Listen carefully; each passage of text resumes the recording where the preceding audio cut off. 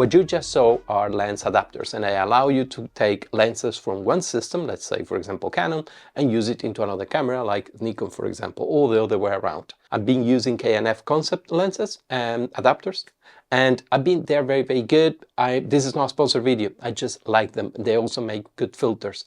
So these are the ones I've been using, and they are very good looking. And also they allow you to change the aperture for lenses that don't have an aperture ring. For example, this Nikon lens here doesn't have an aperture ring, and if I want to use it with the Fuji camera, that the converter allows me to change the aperture, which is very useful. But mostly I use them for vintage lenses like this one. This is a Takumar from Pentax. You just adapt the lens. This is a screw one. There are so many different kinds. It's an M42 called one. So if you do that, you have to make sure you know what is the mount system of the lens that you have, the lens that you want to adapt to.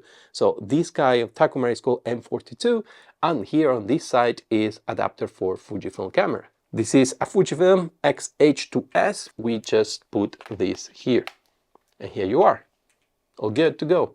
Now the thing is that you have to use manual focus on these adapters. They are not going to control the focus.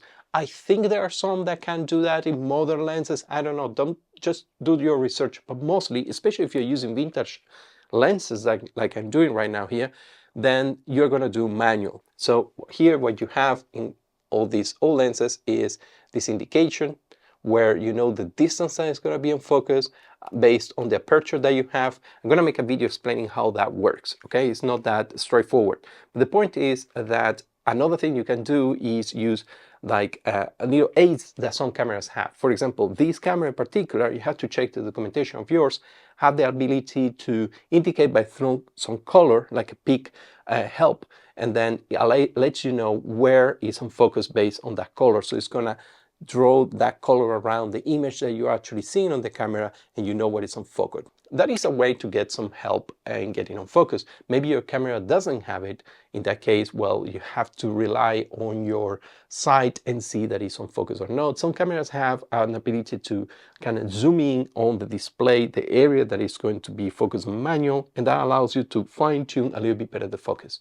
The thing is that by using this manual focus, I learned something that I've been using autofocus for so long already that I got so accustomed to have, especially in my case, I use the center point, focus there and then move around. Other people do continuous. But anyway, the point is like become so reliable on the autofocus that basically your frame is going to be influenced by where the autofocus is working. And I don't want to do that. By using this for a while, I started kind of appreciate the value of manual focus, and especially by using that 8 with the color, the big color there, it's very helpful and allows me to somehow forget about the autofocus and think about the frame and focusing about the frame instead of where the autofocus is going to focus, and then from there try to determine the frame, the things that I want in focus. Allows me more freedom in that case.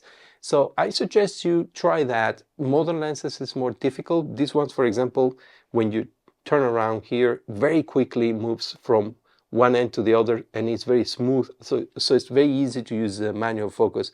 Some modern lenses, you have to actually just screw that a lot until you get to the point that you want, and that might make the process a little bit more difficult. Vintage lenses can, in this case, expand a lot the viability of the lenses that you have for the system that you're using. The only thing is going to be mostly the autofocus. That's the only thing you have to sacrifice. But if you're ready to sacrifice that, give it a try. It's going to give a complete different experience, and you can use lenses that have been discontinued. They're cheaper than the modern ones and offer a particular feeling, a way of capturing colors and contrast, which is different than the modern ones.